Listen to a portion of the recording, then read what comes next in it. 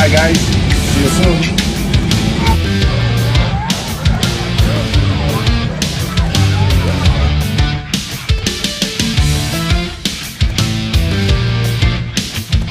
Kedatangan Cristiano Ronaldo di Jakarta hingga ke Kupang kini menjadi sorotan bagi publik tanah air. Update terbaru proses Jairo Dewal untuk menjadi WNI dan membela skuad Garuda menjelang laga lanjutan putaran ketiga. Begini kata Jaice setelah timnya mengalami kekalahan di Serie A Italia kontra Genoa. Ramai soal kondisi rumput GBK menjelang laga timnas di laga lanjutan putaran ketiga pada bulan Maret mendatang. Jersey khusus Martin Paes kini akhirnya bocor di media sosial sebelum Expo resmi mengumumkannya. Tekad timnas Indonesia U20 hajar timnas Yaman U20 di laga penutup Piala Asia U20 2025 kini menarik dinantikan. Simak informasi selengkapnya sebagai berikut.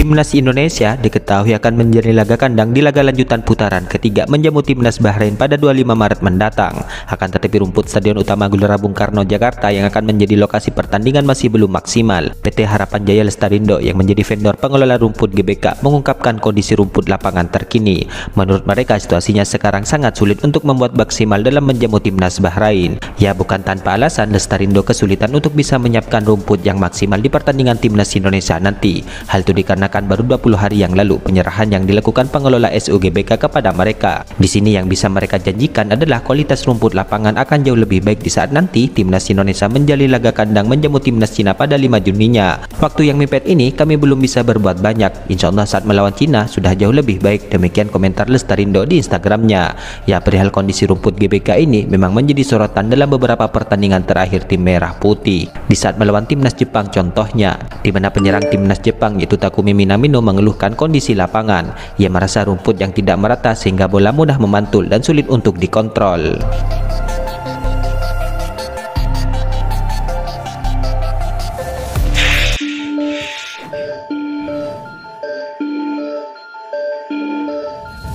Sudah tidak punya peluang untuk lolos ke fase gugur Piala Asia U20 2025, kini timnas Indonesia U20 berniat menghajar timnas Yaman U20 di laga penutup.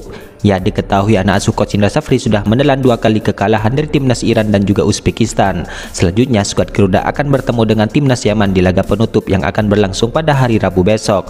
Penyerang timnas Indonesia U20 yaitu Jens Reven menegaskan keinginannya untuk meraih 3 poin di laga melawan timnas Yaman. Kami semua akan berjuang untuk mengakhiri kampanye Piala Asia dengan baik, ucap Jens Reven. Ya, Jens Reven menilai bahwa timnas Indonesia sudah mengetahui permainan timnas Yaman U20 lantaran pernah bertemu dalam fase kualifikasi, di mana pada pertandingan kualifikasi itu timnas Indonesia bermain imbang 1-1 dengan timnas Yaman. Yaman sudah kita ketahui dari kualifikasi Piala Asia U20, kata Jens Reven. Ya, Jens Reven menilai bahwa permainan tim merah putih sudah membaik ketika melawan Uzbekistan. Pikirku setelah pertandingan terakhir kami cukup bagus pada babak pertama. Bermain 1-1 dan Uzbekistan adalah lawan tangguh. Saya senang bisa mencetak gol dan membuat skor menjadi 1-1 di babak pertama, jelas Jens Reven.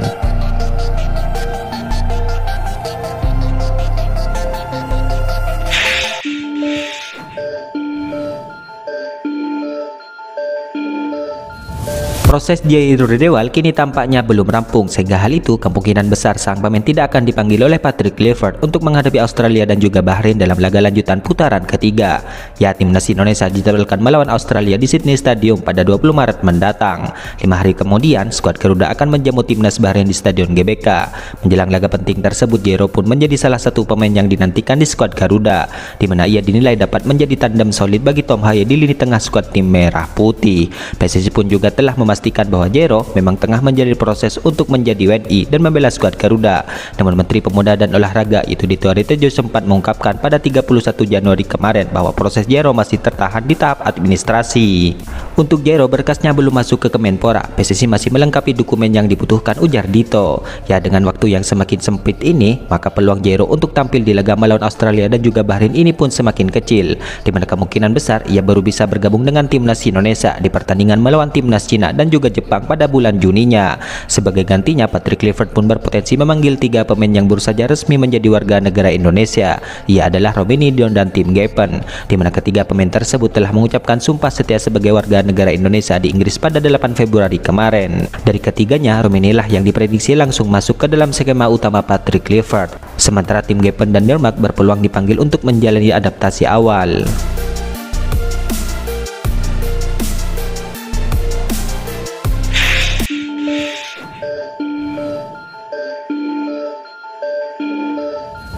Bocoran jersey kiper timnas Indonesia pertama kali beredar di Twitter, di mana salah satu pengguna membagikan gambar desain yang didominasi warna kuning dan hitam. Kabar ini cukup disayangkan mengingat Erspo belum secara resmi merilis jersey kiper tersebut. Bocoran desain ini membuat tim Erspo kecewa karena hasil kerja keras mereka diumbar ke publik tanpa izin. Melalui unggahan di akun Instagram pribadinya, Muhammad Sadat mengungkapkan kekecewaannya atas kejadian ini. Jujur kami sedih dan kecewa, dan sangat disayangkan jerih payah tim serta dukungan dari Garuda Fans dibocorkan oleh oknum-oknum yang tidak bertanggung jawab, tulis Sadat. Ya, ia pun juga mengingatkan komunitas pecinta jersey lokal untuk lebih menjaga informasi agar tidak tersebar sebelum waktunya. Mohon bantuannya juga untuk teman-teman jersey forum dan lainnya untuk membantu menjaga ini, jelas Sadat. Ya, namun meskipun kecewa, ia pun tetap berharap publik dapat memberikan respon positif dan terus mendukung Erspo dalam merilis jersey baru timnas Indonesia. Sadat pun juga memberikan sedikit bocoran terkait rencana perilisan jersey kiper timnas Indonesia ini. Saya juga akan sepil sedikit. Rencananya akhir minggu ini saya, Fardi Bahdim dan Muhammad Haris akan ke FC Dallas untuk menonton pertandingan Martin Paes sekaligus pemotretan jersey kiper terbaru timnas, ungkap Sadat.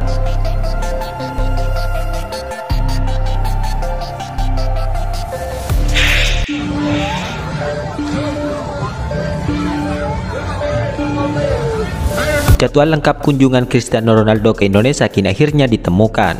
Ya, yang pertama, sang mega bintang dijadwalkan tiba di Jakarta hari ini Selasa 18 Februari 2025. Cristiano Ronaldo akan menginap di suatu hotel bintang 5 di Jakarta. Pada hari Rabunya, ia akan bertolak ke Kupang melalui Bandara Halim Perdana Kusuma, Jakarta Timur. Pada hari yang sama, Cristiano Ronaldo akan mendatangi rumah sakit kanker di Kupang. Sore harinya, ia akan terbang ke Bali. Selama kunjungan ke Kupang, Ronaldo akan menginap di Pulau Dewata. Kemudian pada hari Kamisnya, ia akan kembali ke Kupang untuk menghadiri charity event di Conference Millennium Hall Kupang. Sang mega bintang itu akan memberikan donasi berupa 14 jenis bantuan sosial. Hal itu diantaranya untuk sekolah, gereja, hingga panti asuhan.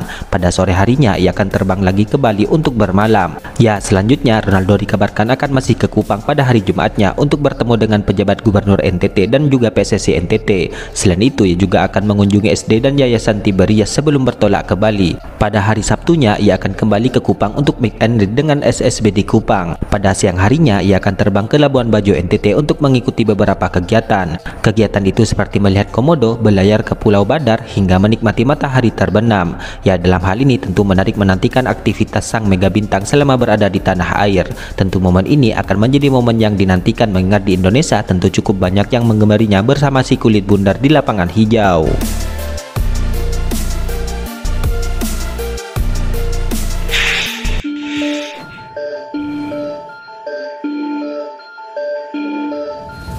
Jay Itzes kini mengaku Genoa bermain cerdik di saat mengalahkan Venezia dengan skor akhir 0-2 dalam laga lanjutan di Liga Italia dini hari tadi, di mana Venezia kalah karena kelengahan memasuki 10 menit akhir di waktu normal.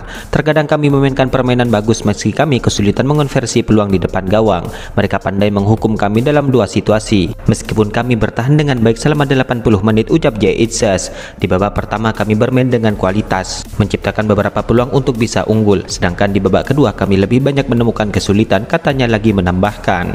Ya, kekalahan di markas Genoa membuat Venezia masih kesulitan untuk keluar dari zona degradasi, di mana tim yang diasuh oleh Francesco itu masih terpuruk di posisi ke-19 klasemen dan baru meraih 16 poin. Venezia berjarak 5 poin dari Empoli yang menempati batas aman di peringkat ke-17. Kini kami punya 13 laga sisa dan kami harus memberikan segalanya, dimulai dengan laga kandang berikutnya melawan Lazio. Kami perlu membawa pulang poin mulai sekarang hingga akhir musim. Setiap pertandingan dan setiap poin akan krusial, tutur pemain timnas Indonesia itu.